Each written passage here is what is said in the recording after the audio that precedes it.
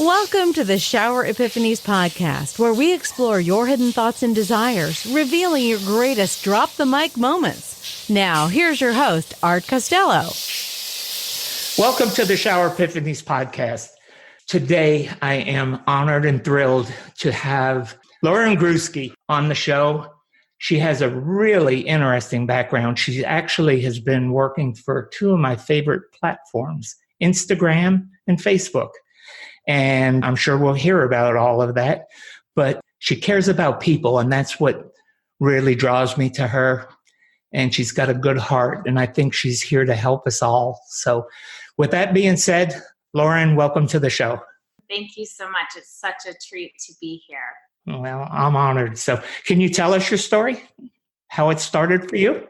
Yeah, I'll take you back on just a brief journey, and then we'll probably jump more into it. But I always have had a heart for people, and I was the girl in grade school who the whole, classroom or recess would be talking or goofing off, and I was the one that everyone heard because my voice was usually the loudest, and I was maybe stirring it all up, that kind of thing. So I'm a social butterfly at heart. I always have been.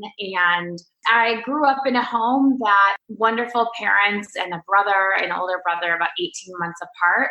And in my home, there was a bit of addiction. And so that also, as a young child, set me up to be a leader. And in a lot of ways, I'm grateful for the journey that my parents came into this lifetime with, because it's taught me to be who I am on my path.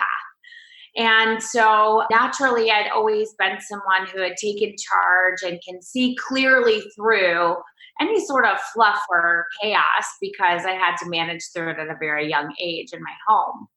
And so as I, went through grade school, was always an athlete, always a social butterfly. I graduated from university. I grew up in Michigan and went to school there. And I set off for the big city, New York City. And for me, there was nothing that could keep me from being in what I call the heartbeat of the world. Every vein in every industry touches New York City, and I wanted to be at the center of it, experience it, and contribute and learn.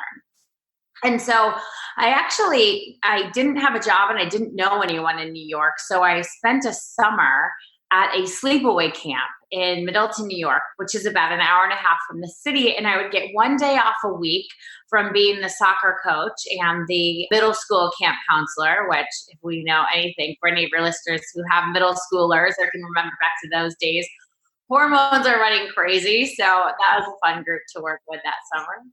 And I would interview in New York City. I would take the train into Penn Station, and I would take a change of clothes and change in the bathroom there and head out with my resume and a heart that couldn't wait to meet people and make an impact in the world. And so I ended up scoring my first job at Nickelodeon, which is a part of the Viacom portfolio. And that was where I learned business development and how to connect with people through humor and story and how to think like an executive. And that was foundational for me as I continued to build my career into technology and edutainment, which is entertainment and education at the same time. And really, with an ethical background in being in children's media, I had to learn all of the ethics of media and advertising up front. And that is not taken lightly. And so I'm really grateful for that discernment in the work and the lens that I was able to bring to the work I did.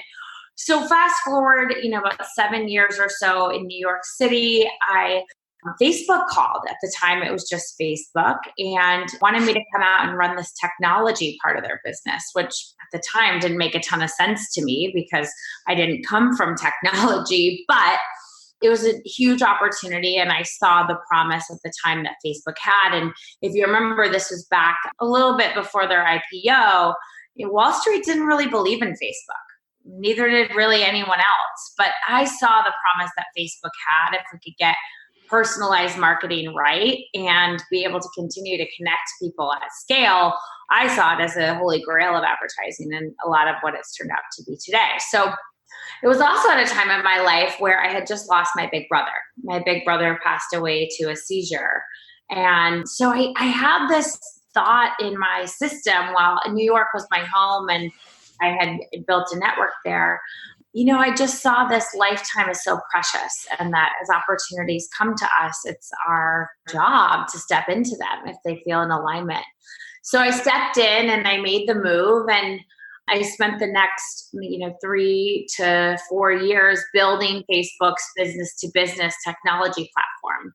And so that was, working with businesses in the technology sector. So these words may sound familiar. These companies, Salesforce, Oracle, SAP, HubSpot, Marketo, Infusionsoft. These are just to name a few. I worked with hundreds of different technology platforms to build Facebook's offerings, our go-to-market offerings. And then also they became, their own use cases in marketing, their own businesses. So I got to learn all the facets inside of how we built technology and Facebook's platform, from Facebook now to Instagram, WhatsApp, Messenger, Oculus, you name it. All of Facebook's portfolio, we grew and built that. And I was at the forefront leading that. And about 5 years into my journey there, I started to wake up to this calling that was more in alignment with helping people and not just businesses. And so I also was really clear that I had spent a lot of time working and numbing a lot of the areas of my life that needed to heal. And so I started to look at where I had given all of my value to my accomplishments, the company I worked for, and really made that at the center of that was my value. I had given my value to everything outside of me that I was doing. And I didn't consciously know this at the time. I just felt like, is this all? Is this all that we're here for in this lifetime? It can't be all that we're here for. And so I set out to learn from other cultures, from the Eastern side of the world, and from, Ayurveda medicine all the way through to yogic traditions and the history of many different, whether we call them religions or spiritual practices. But I really got to open up my spirituality and learn to connect with people in a whole new way. And so fast forward a couple of years of learning that and understanding how to work with people across the board, from the fact that you are valuable regardless of the work that you produce in the world. You innately come into this life as a valuable being, along with everything else that we can taste, touch, and feel, and those things that are even more metaphysical. But we are love and we are value at our core.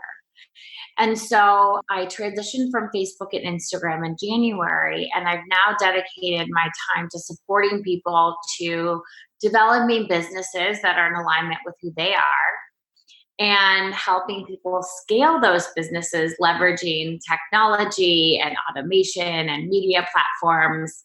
And what's been really, really rewarding is for people who are in a similar situation to me, who maybe felt like they had to have external validation to affirm their worth, finding and experiencing that worth in every moment, regardless of their success. And that success can be a part of that as well, but that doesn't change who they are and the value that they bring in the world. The need to have closure in any given situation is sheer human nature. And when it comes to romantic relationships, this desire skyrockets. Has your previously failed relationship left you in immense pain? It's not uncommon for people to shy away from a new relationship after their first one fails miserably. The fear of the unknown makes them hide in a shell to prevent any future heartbreak. Relatable? Despite wanting to love and be loved, you can't take the plunge if your mind and heart are still locked somewhere in the past. Maybe you aren't aware of the power of releasing the past, or perhaps you don't know how to do it. Art Costello in his online course teaches the art of moving on from bad places to happier, more stable ones. This course can change your life for good, helping you beat all kinds of negativity on the road to eternal bliss. Sign up now before the gloominess gets the better of you at expectationacademy.com.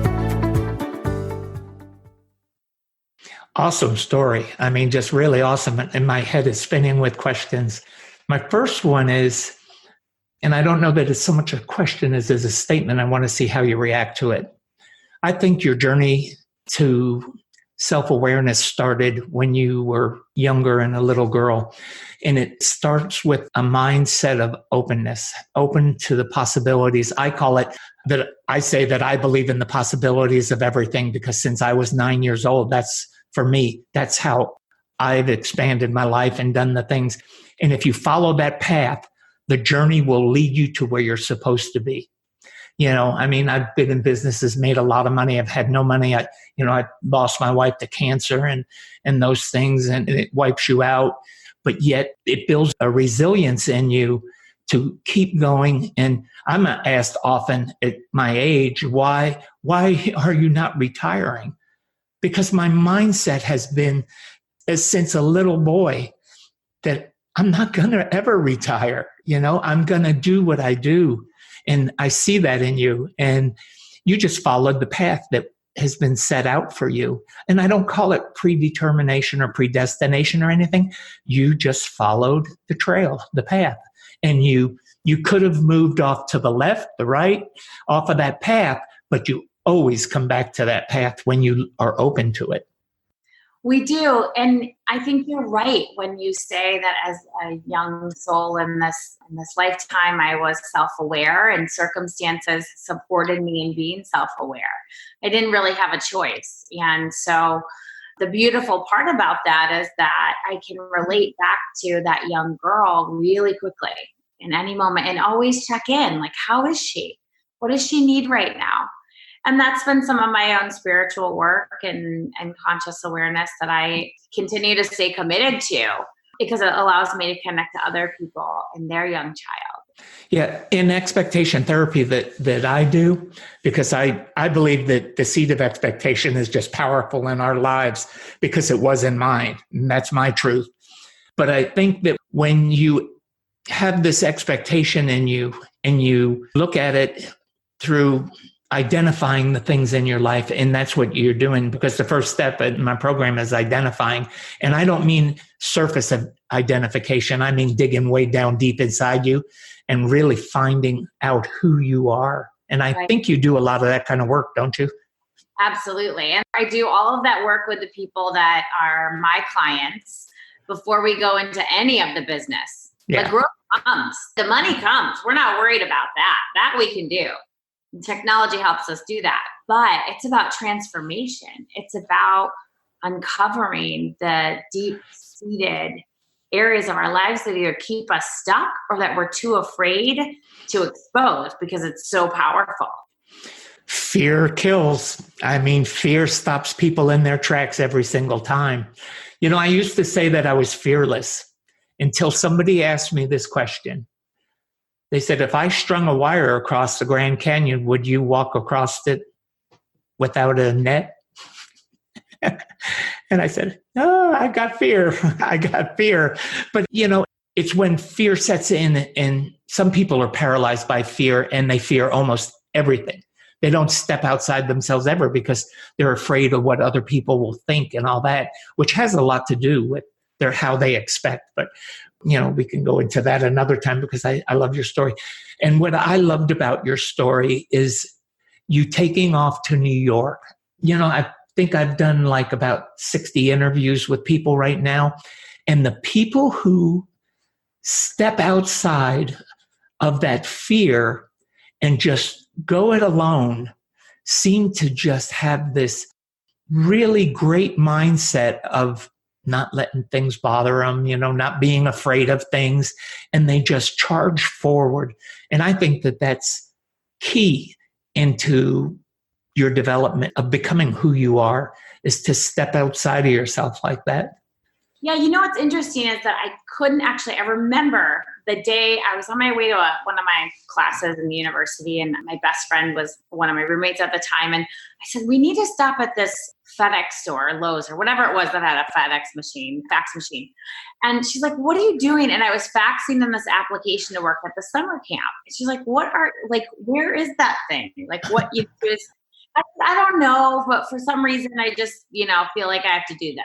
And lo and behold, then I got that job, and everyone, I graduated, straight A student, class president, captain of the cheerleading squad, head of the sorority. Like, everyone's like, what? You can walk into any job you want. And I just didn't feel like the thought of walking into any job that was just like, it didn't excite me. It almost was harder to stay in the mediocre for me, like in what I knew in my soul was mediocre, than to say, no, I won. And then this is, I say this humbly, I got Counselor of the Year at this summer camp. And I think a lot of it was, these were kids who went to camp together their whole lives. These are residential summer camps that it's like a whole part of their development. And then once you're a camper, you're a counselor. And I had never done that. I was a newbie. But I think a lot of it was that I would take these middle school girls and they'd be freaking out about a guy and I'd say, let's go on a run. Let's go run today 3 laps around the lake. And then let's talk about it. Because we got to move the energy. They got to feel accomplished. They got to set in themselves like, I can do anything. And my worth is more than some guys that are joking with me because we're middle schoolers and have nothing better to do. Well, you have a lot better to do. And so I think in me has just been this sense of adventure and journey and really listening into, like, of my options, which one feels right, even though I can't see it. And I will tell you, fast forward 15 years into a career, I took a trip to India in December, and coming back again, I was in the airport in Doha, and my brother speaks to me in the colors of blue and gold because we're huge Michigan fans. And I get off the airplane in Doha, and there's a woman with a Michigan sweatshirt on. And I'm kind of like fluffing it off, it's like, Michigan, everyone, it's everywhere, right? So I go to get a coffee with my friend that I traveled with. And I had, for some reason, I wanted 2 straws in my coffee. I don't know what it was. I thought nothing of it. I pulled the second straw, and it's a blue straw, and the one I have is Jello. And it was in this moment, and I was in my mind, and I was really navigating through this idea of, like, do I go back? Do I go back to Facebook when I get back? Like, can I go back? And I couldn't. And it was my brother saying, it's time, and you're going to be just fine. And it was time. And I don't know. I still don't know. Right now I'm called to do this work, and that's what I'm doing. And I'll continue doing this work until I get the call to do the next thing. And it feels more fluid now, even like the changes don't feel as abrupt's the wrong word, but making a big shift from a company I worked for 7 years and had built, quite a bit of goodwill throughout that. And within, all of the different executives I worked with from a number of different companies, it came to me was that I'm not losing anything. I'm just stepping into what's next. Yeah. I mean, and think about this. If you built all that goodwill, it will come back to you if you need it, if you want to call on it. And it can come back to you in many different fashions. It may not be at Facebook or Instagram. It may be that somebody that you have created this goodwill with goes somewhere else and can really catapult you into something else. I find that a lot. When you put out good vibes come back. It just does. The other part that I'm really tuning in with you is that you listen to your gut. You listen to that inner soul. And that's another thing that people do that they don't listen to. And at the New Media Summit, I talk to a lot of people who are new to the business of podcasting and new to just even learning, haven't even got their podcast yet. And I just tell them, you got to follow your gut. And, just because somebody does something some way doesn't mean you have to do it that way. You can do it your way, because sometimes your way is so authentic and so real. You feel so comfortable with it. A lot of the things I do buck what the normal podcasters do. But, I just do it because I'm living for me. I don't live for other people. And I think that when you live to the expectations of others, you're never satisfied inside. And your true blessings that you want to bestow on the world don't come out. Even when you work for big organizations like Facebook and Instagram or IBM, it doesn't matter who you work for. When you start letting your inner self flow, your creativity blossoms, and you can bring new ideas to a company they have to learn to be open to those new ideas, because your employees are your backbone of your business always. And customers and employees, the two most important things in business. Yeah, absolutely. I think the other thing that, whether it's companies or organization in general, that we are now becoming a more conscious humanity. We are, which means people are healing. And what I found is that these companies, a lot of times, and in my experience, and I believe we attract what we need as our lessons and as our teachers, but I had no boundaries. I worked from sun up to sundown, and if I could work in my sleep, I'd do that too. And so that's the expectation I started to set for people around me, to expect for me to always be working, because that's how I showed up. And when I started to heal, when I started to mourn and grieve the loss of my brother in a really meaningful way that allowed me to also be with some of those feelings. And then I started to heal some things around, my own self-worth and my own value systems that I had kind of gotten out of whack over the years. When I started to do that work, I recognized, wow, I have no boundaries when it comes to my time or how much work I sign up for, or, you name it. And so as I started to create those boundaries, everything didn't even align in the same way anymore. And so the reason I bring this up is because companies will take whatever it is you're going to give. Mm-hmm. They're not going to create the boundary for you. We have to do that work. We have to continue to be committed to our own self-development. We have to be willing to say, my health comes first. My sanity comes first. My family comes first. My joy in this lifetime and my connection to love comes first. And it's really easy. That's you living to your core expectations. When you set your core expectations of what you want out of it, that's why it's so important what I preach, because when you set those core expectations and you live to them, it changes you. It really absolutely does. And it's not about being selfish. It's about self-care. It's about taking care of Lauren and Art and being who we're supposed to be. Because if you live outside of it, you're not. You're just not, Well, I think it all comes back to being able to hear that internal compass, that internal voice, because from a place of self-care and non-fear, we're not chaotically trying to survive, which is what happened. In my case, I got lost in that. And my soul woke me up and it said, this isn't going to work anymore. There are things that you need to be guided to, and you need to be in self-care around in order to hear. Has anyone ever inspired you to discover a happier, healthier, and more fulfilled you? It is a magical experience, isn't it? Inspiration is indeed very powerful, yet it's often undermined. It can lift you from the ground to the sky in no time. Have you ever thought about returning the favor by inspiring the people around you? If you don't think you have it in you, we have good news for you. Art Costello's online course has everything you need to learn to supercharge yourself and shape your character into a powerful personality. Get ready to discover your strengths and unleash the creativity within. Don't believe it? Check it out yourself by signing up for this life-changing course at expectationacademy.com. That's expectationacademy.com.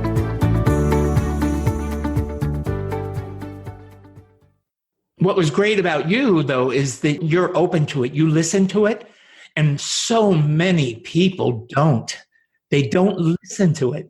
I had an incredible mentor who said to me once, some people choose to have death by 1,000 paper cuts, which is, it's like every just cuts a little bit more and blah, blah, blah. And then over time, you're just kind of cut up everywhere, and you don't even know which ones are more important or really severe, and that's just it. It's like the slow kind of over time. And I say that there's this layer of stress also that exists inside of a lot of these high pressure environments.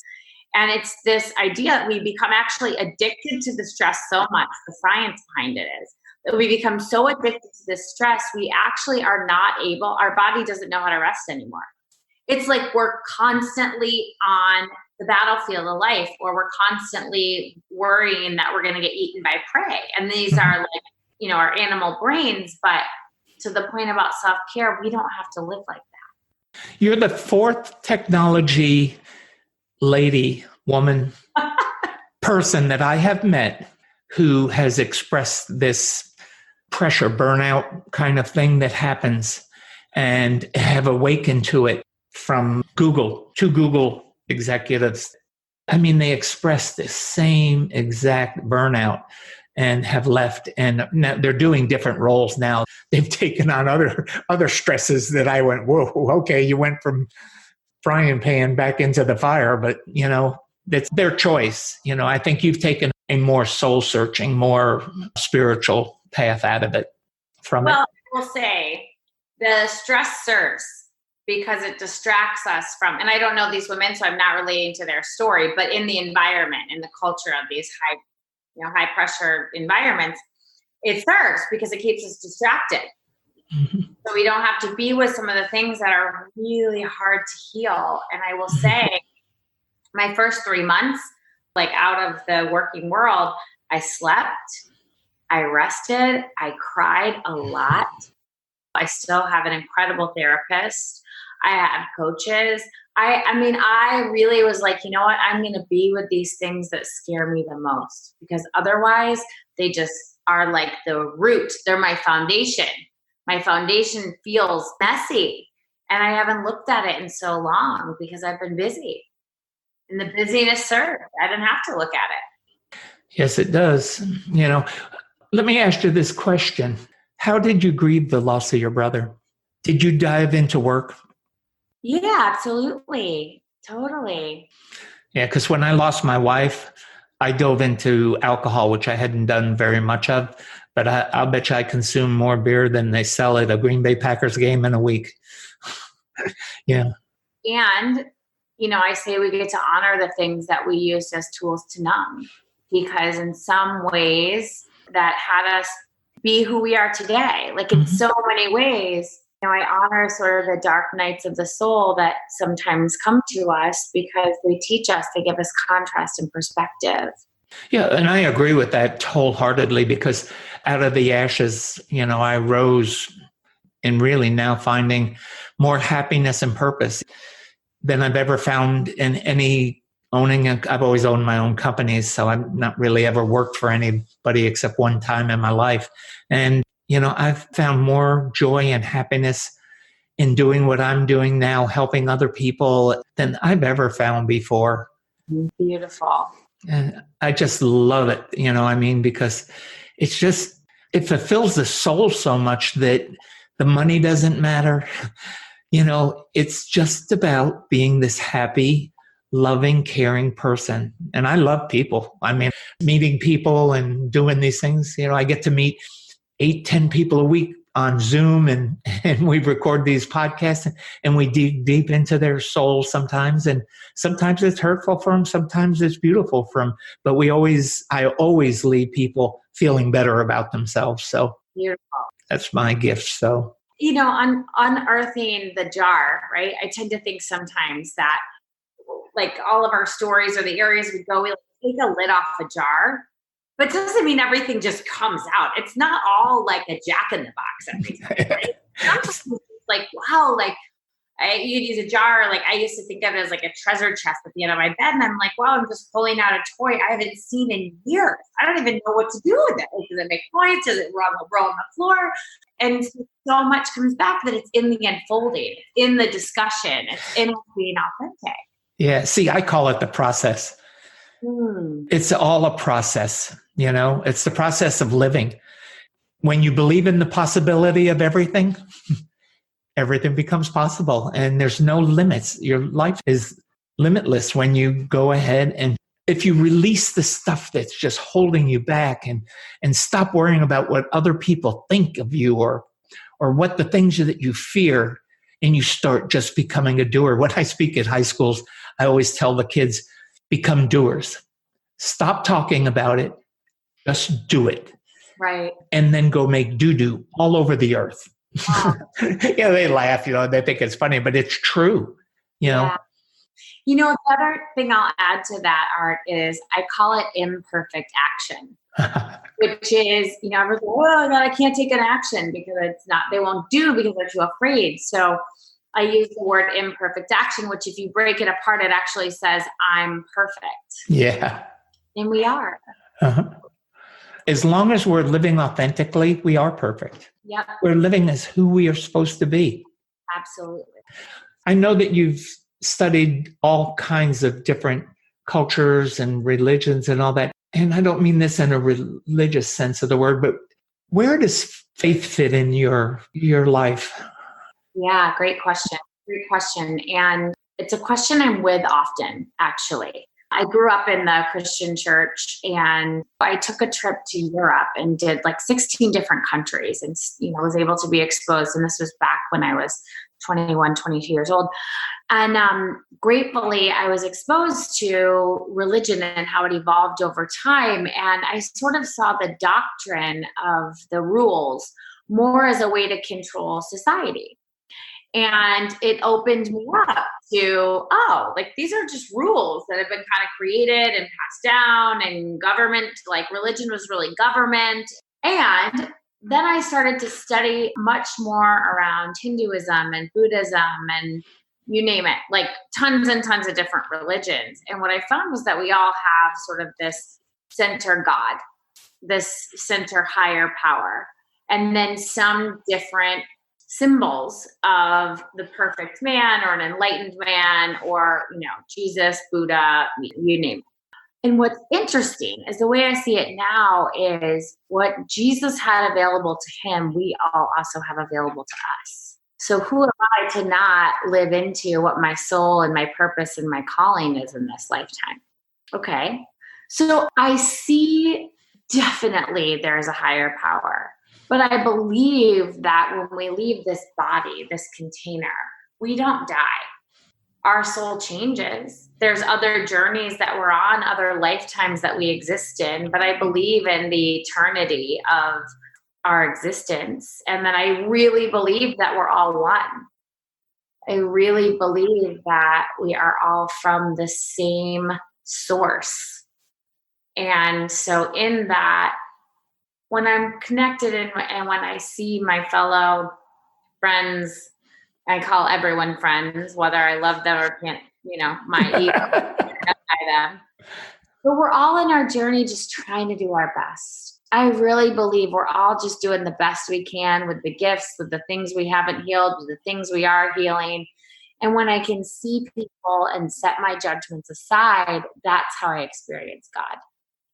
Yeah, I have very similar views on spirituality, and thinking and hearing you talk, I'm thinking back when I was in college, one of the things that enlightened me because I grew up in a Catholic family, but I wouldn't call us practicing, my parents, the way that church went for them is 8:00 Sunday morning, you drove the kids to church and you opened the car door and you said, we'll pick you up at 11:30 after the church service and Sunday school and all those things. And then we'd wait on the corner for them to get back and pick us up. So, it just wasn't very structured well.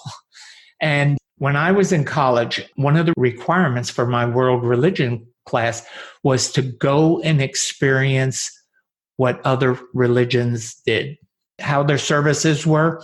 And we had to go to 5 services. So I went to a Protestant service and all that. And then I went to a Buddhist service, and I went to a Hare Krishna kind of service. Oh, wow, yeah. Yeah. And for me, I can't tell you how almost frightened I was. And I was, I had been in Vietnam and out of Vietnam, and I thought of myself as this fearless, tough old Marine, But when we started being told that I had to go to 5 different services, it threw this kind of fear in me, because as a Catholic, you're told it is the one and only religion. If you go outside of it, it's blah, And I soon learned that the language may be different, the rituals may be different, but the God was one. It was one God. And it opened up a lot of my world, it did. And I threw that fear. And it's interesting that you said about religious fear, that we have, because once you shed that and you get out of that doctrine and that dogma and start living, it opens up a whole different world. Yeah. And the judgment piece, how you mentioned how this is the one way and the only way. And that has us judge people to be right or wrong based on their beliefs. Yeah. I remember growing up thinking, oh, that person's like not right. Should I be worried about that person? Should I try to convert them? Should I? And, I think it comes from a good place. I think people's intentions are pure. It's just what they've been taught, similar to you and I. Don't know which direction you want your life to take? Are you sinking deep down into the pit of uncertainties day by day? So, what's the secret to leading a happy, satisfied life? It's taking matters into your own hands. But what if the matters in question are a total blur? Art Costello's Expectation Academy course aims to tell you exactly how you can get some clarity in your life. This course can be your savior on your journey to reinventing yourself. While you certainly can't plan your whole future ahead, you can definitely control twists and turns your life takes. So what are you waiting for? Sign up for this course now at expectationacademy.com. Get a chance to broaden your horizons and add meaning to your life. That's expectationacademy.com. In my book, I write a whole chapter on how churches, government, advertising agencies all use expectations to control people. Because if you can control people's expectations, you have control and power of them. They give up their power. Yeah. Once you submit to their expectations and not your own. And I have a whole chapter on it. And it's interesting. I mean, salesmen for years have used the power of fear to control a sale. We don't much anymore because the dynamics have changed because we've become aware. But car salesmen, when you'd walk into a car lot, want to buy a car, oh my God, that car will not be here tomorrow. That is such a good buy. And I'm not coming off my price, and the fear of loss has controlled the early sales industry for a long time, and the advertising industry. They want you to fear this product or this loss of it so you will go out and buy it, which is such a crazy way to sell. Well, the other piece I'll add to that is the shame if that ensues without even a message in the word or the salesperson, but if you don't look a certain way or if you don't have a certain material good, it doesn't give you as much power. Or, and I think for women particularly, I can relate to this, but images of women growing up and thinking like, well, I don't look like that. Am I still important? Am I still lovable? And how that ensues beyond just the words and the actual salesperson. But, the media has a lot of power in our perceptions of our own self. And are we okay? I'll tell you an interesting story. In 1968, my family is in upstate New York. Mm-hmm. And my sister worked for Kodak, had a great job at Kodak. She said, I got you an interview with Kodak in their sales force. I went and interviewed, and the lady that I interviewed, when we finished, she said, you're a great person. I love you and all that, but you don't fit our look. Could you imagine if you said that today, what would happen? But she said, you don't have the look of our salespeople. I can't hire you. Wow. And I said, you know what, ma'am, I can't change how I look. I just don't, I can't help it that I'm a muscular, stubby little guy, Yeah. I'm 5'10", but she told me, she said, they like their salespeople to be 6 foot, 6'2", 3. And I said, I can't do anything. I can't go to the place around the corner and say, stretch me 6 inches, it ain't gonna happen. Yeah. But I learned from that experience, and I went on to do things much greater and much bigger. And, but I could have let it really discourage me from a lot, and people don't realize their words. It's a great story. And, there's lessons to be learned in it, like when it comes to like what we look like and all of that. But the bigger part of your story is how you said, okay, I can't change me. And thanks, like that's not changing. And there's something else for me if this isn't it. And, You know what's interesting? I've been watching these shows lately, and I have to get to Africa because I am fascinated by the animal kingdom. And what's interesting to me is for a very long time, my initials are large, LRG. You know, I'm a strong built woman. I'm, 5'9" and 160 pounds. And my whole life, I thought I was too big. My whole life, I thought, I need to lose 15 pounds in order to, I need to be this size, depending upon what season it was. And a lot of it was messages that I saw around me, around comparing myself. And I chose into that. And, recently I've been watching these shows in the animal kingdom, and it hit me one day, like an elephant is not trying to be a zebra. And a zebra is not trying to be a crocodile. Like they are who they are. And they exude such magnificence in their own species, and they all play their role. They all play their part. And yeah, it's really allowed me to root in okay, who am I today? I think that that's very common amongst women. Mm-hmm. I really do, more than so men. And I think that, I was in the airport yesterday and I saw some, and in San Diego, I noticed people are either large or they're extremely skinny, and I was just thinking, it's just this look that they have. Either you give into it and you starve yourself to death to get this body, or you work yourself working out or running or whatever you do to get to this place. I have friends in Austin that are just bicycle riders, and bicycle riders, if you ride 100 miles every third day of the week and you do 300 miles a week, you are not going to have any body fat. In 108 degree temperatures, you're not going to have body fat on you.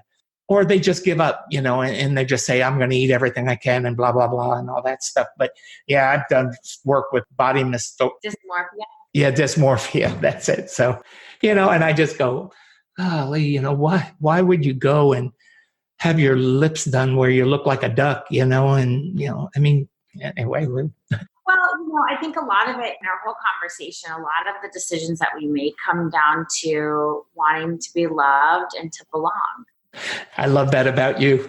In your bio, that was one of your first paragraphs in it, that we all come down what we want to be loved. And that is such a truth. It is a truth. The one thing that when I was at Harvard speaking to the faculty at Harvard, one of the speeches I had done there with the words, what every human being requires and desires is the need to be validated. Mm. And it's validated through love and acceptance and caring. It's a truth. It's a universal truth for every one of us. It's what we're made from. Oh, it is what we're made from. We are made from love. The act of love making, or of, that's how we're conceived. Very interesting. I love that. That's how we are conceived. When it's the truth between a man and woman, when it's the truth, that's really powerful right there. Yeah, and the intention in procreation, what a gift that it is, something that's also pleasurable and loving and connected, and it's what it's intended for. We could go in a lot of different ways with that, but... You mean you're going to blow it away for a lot of people that it's not a recreational sport? Yeah, it could be in some ways. It's not, that's a whole nother podcast. Just back to what we said, our need to be nurtured, our need to be loved. And one thing I keep saying to myself and with the people I work with, is you get to have needs. I got to say this. I think for a lot of men, sex is a recreational sport. Mm-hmm. Women are more attached to the emotional parts of it, because I do so much work with emotional intelligence, and we need to shift men out of that recreational sport thing and get into the real depth of what you and I have just been talking about. That is another whole podcast we could do. Yeah, it is. And, I've done a lot of work around my femininity, and I'm not talking about, look, I love the color pink and getting my hair done and my nails done and a fancy dress and all that. That's one part of it. But the part I'm talking about is, as a woman, being able to receive, being able to feel.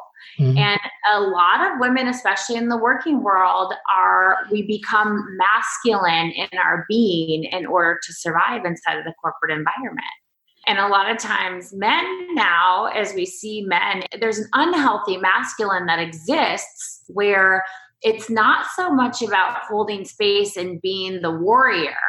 It's more about being the hero, being the defender. And if you look at like our martial arts and jujitsu, it's not to fight, it's to hold, it's to be strong. It's to be vigilant around what's happening around you, not to fight and create chaos and have an ego and prove that you're the best. No, it's absolutely not that. And I've done a lot of work around looking at, we all have masculine and feminine in us, and we both have the healthy and the unhealthy of each side. And some of my work in the world is being able to be open to receive. And that's vulnerability. And in nature, when you're vulnerable, you get eaten. This is really, really interesting because one of the hardest things that I struggle with is receiving. We talked about that a little bit before the podcast, the last time we spoke. Yeah. Mm-hmm. It's extremely difficult for me, but I'm very in tune to my feminine side, my masculine side and all that. And I know it has been hard for me, sometimes living in Texas, which is such a rough, tough, you don't cry, you don't do this. And I cry at commercials. You show me a Budweiser commercial with the Clydesdales running down there with a little puppy and I'm butter. Men in this world need to see that.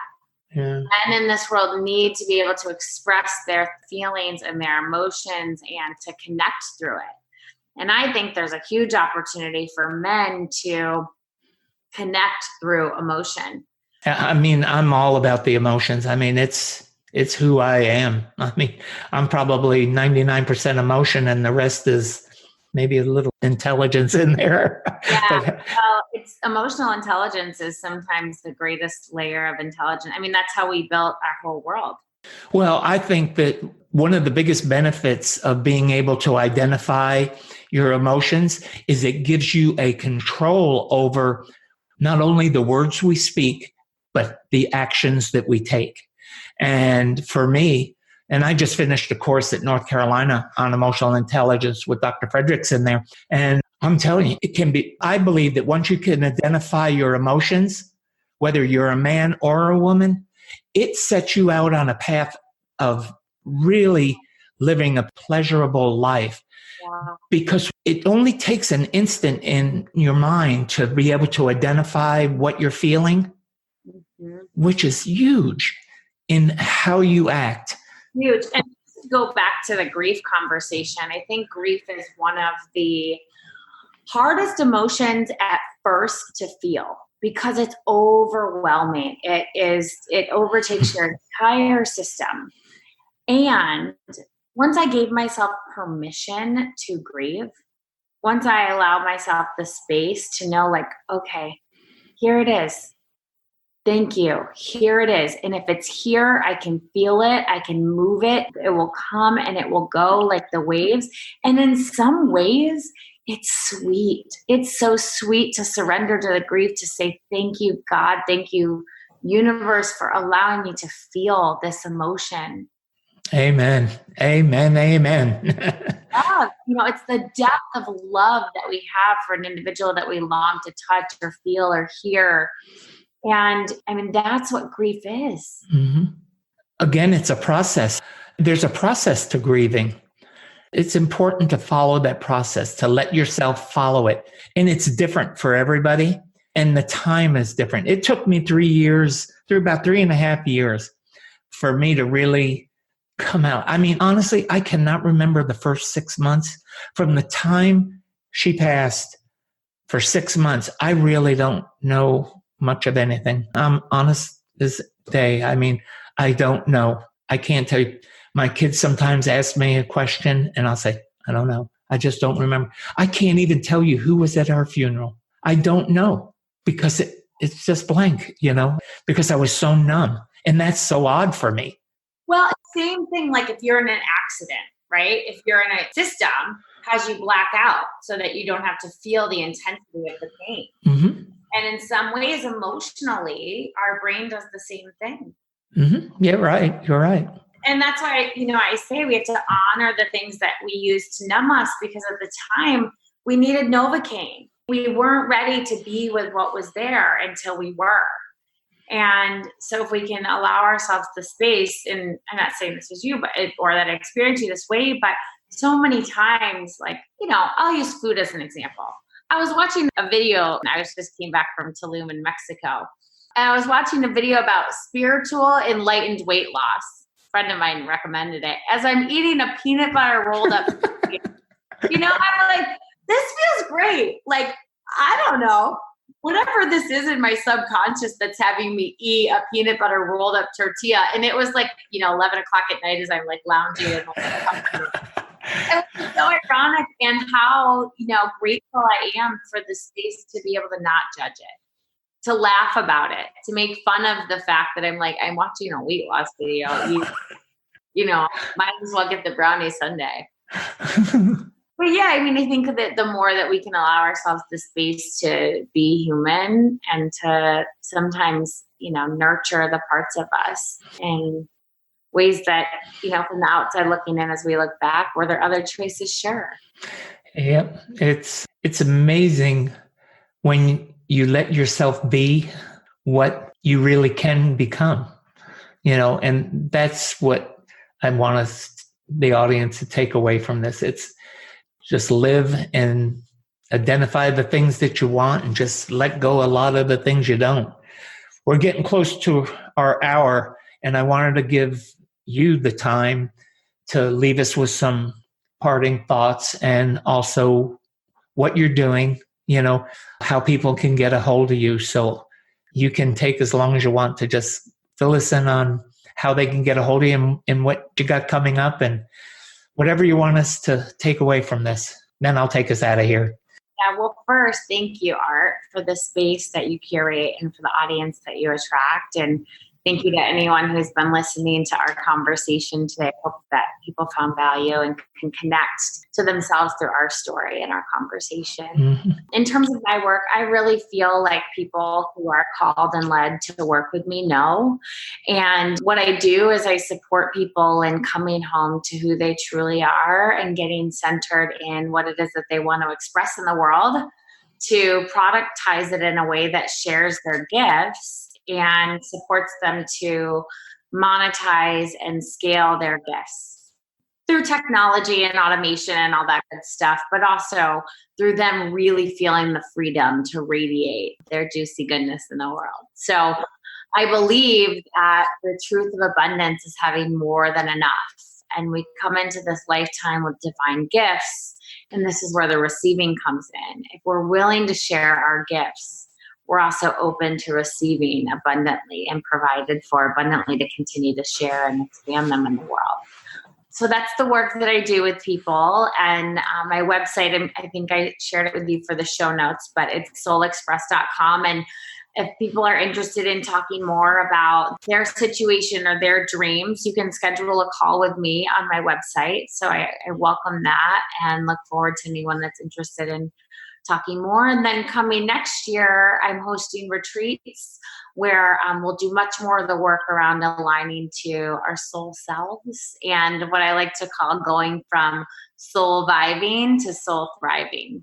Oh, nice. So that we'll have that to look forward to too. Yeah, that's great. With that being said, Lauren, it's been great. I just have again fallen in love with somebody that I communicate with on this podcast. You just nourish my soul and heart and all that. And with that, it's been a pleasure. Everybody knows where they can get a hold of me, Expectation Therapy. I'm going to encourage you to look into Lauren's site. It's a beautiful site, and it's very concise and does what it's supposed to do. And I know that she can really help a lot of people on the face of this earth. So again, thank you, audience, for listening, and talk to you next week.